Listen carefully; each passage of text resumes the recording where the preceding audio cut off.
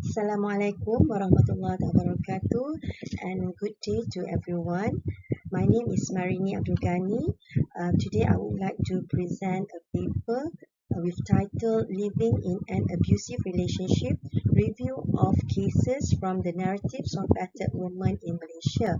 The authors of this paper is myself, including and also Nur Aziza Ahmad from UUM and Azizul Muhammad from UNIMAP.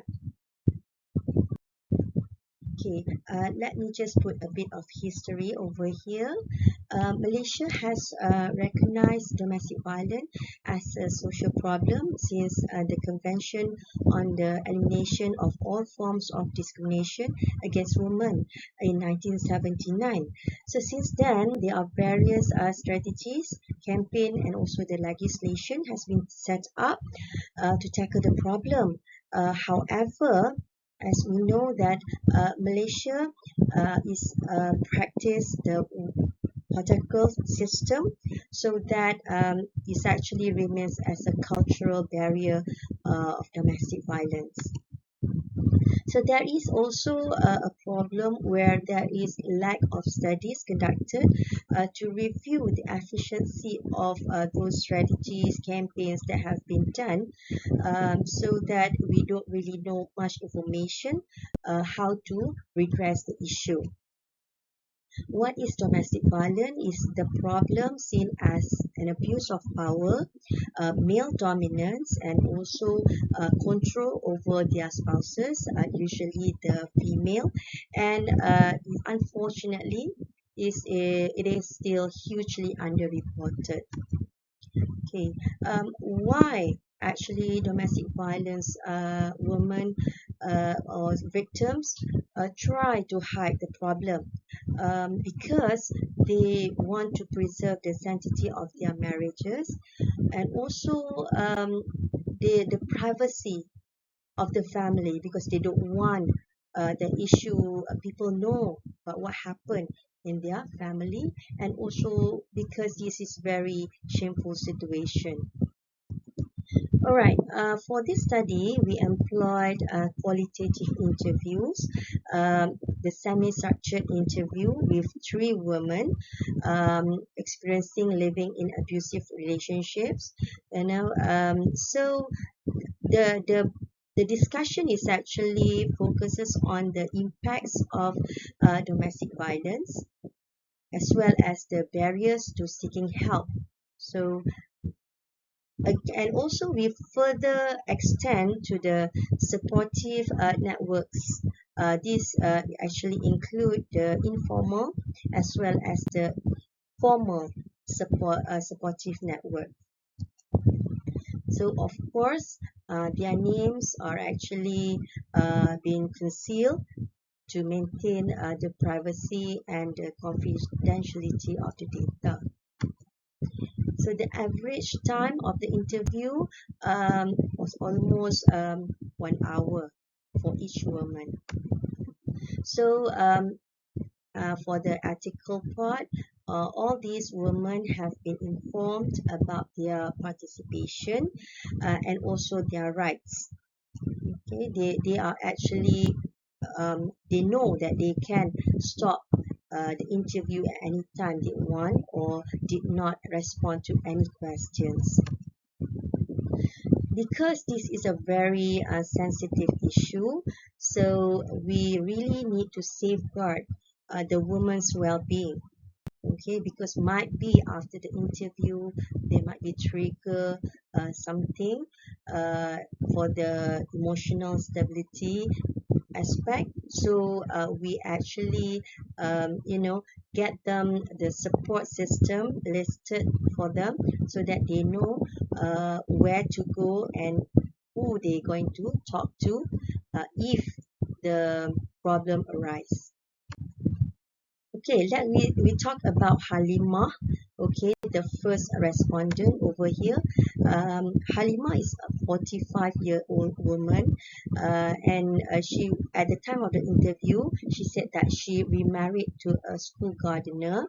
She has been divorced with the abusive husband like for 5 years, and he was actually a Thai citizen from Kelantan. They got married at a very young age. She also stopped schooling at a very young age, and she has 7 children. All of them are actually now staying with her after the divorce. Most of the time, the husband was unemployed, yet he has this gambling habits, drinking alcohol and also using drugs. Okay, she reported that she has been physically as well as sexually abused. Okay, it was started after she gave birth to their second son. They moved from Kelantan to Kuala Lumpur, hoping for a better life, but it get worsened in Kuala Lumpur. She was also estranged from her own family in Kelantan, so that become an social abuse as well. She did, make a police report once because of the abuse, but did not press any charges to the ex-husband. Okay, Halima said that she is still actually psychologically traumatized with the violent experiences, and she noted in the interview that she has 2 children that are very problematic, and she believed that is actually because of her family circumstances. So Halima gives some suggestions that she said that sharing information and the provision should uh, lay a specific guideline so that the abused woman know how to deal with the violence disclosure process. The police authority also should be more understanding about the issue, and because she went for a divorce, she said that the process took her very long and is very very stressful. She also suggested that more shelter being established, especially in rural areas. Okay, let's go to Ikin's case. This is the second case where actually Ikin got married like not so at early young age. Okay, she has been married for 13 years. She works as a clerk back then. Okay, in terms of financial, she has a salary, as well as the husband. He is a technician. Okay, but the problem with Ikin is actually the couple actually lived with the husband's family. So it is a very difficult situation for Ikin, and she actually thinks that the factor of domestic violence happened to her relationship because of the economic issues. They quarrel over money, the love affair of the husband, and also, of course, the interference of the in-laws family. Iken reported the abuse happened since her first pregnancy. She encountered 2 miscarriages due to the abuse. But she recalled no sexual abuse in her relationship, but she said that she was very much into a social circle that is very limited, so the husband don't want her to actually contact the family, the friends, and so on. So she's also a bit of unsure about herself because she feels that she's partly actually responsible for the beating. At one point, she lost the job, and the domestic violence episode escalates. Okay, at one time, she did go and report the abuse to the police. The police actually remanded her husband, but there was no action taken after that. Okay, Ikin very much afraid to go back to her in-laws family's house, so she went to the sister's house. So, but then she withdrew all the charges because she wants to improve the relationship, and she's still with the husband up to now.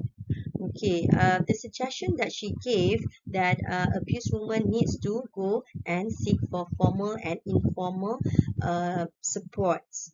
And then also about the educational program, she thinks that the government should have more initiative on educating the woman. Okay, let's move on to the third case, which is Siti. Siti, she's a widow. Her husband actually died due to HIV. Okay, she's like 40s, and she before then, before she met her late husband, she had a job, but then she became a full-time housewife after the marriage. And then she think that domestic violence happened in her relationship because of her husband's jealousy. So that means the attitude of the husband, and he became so hot-tempered. Okay, at that point, she didn't know that her husband is actually a drug addict, and when she found out, she felt terrible about it, and she also being called names, awful names, name callings, and at one time she want to escape. She went to her aunt's house, but then her aunt's family don't want to get meddled into her problem. So then she go and sought the professional help. Okay, she was lucky. She and their children is HIV negative.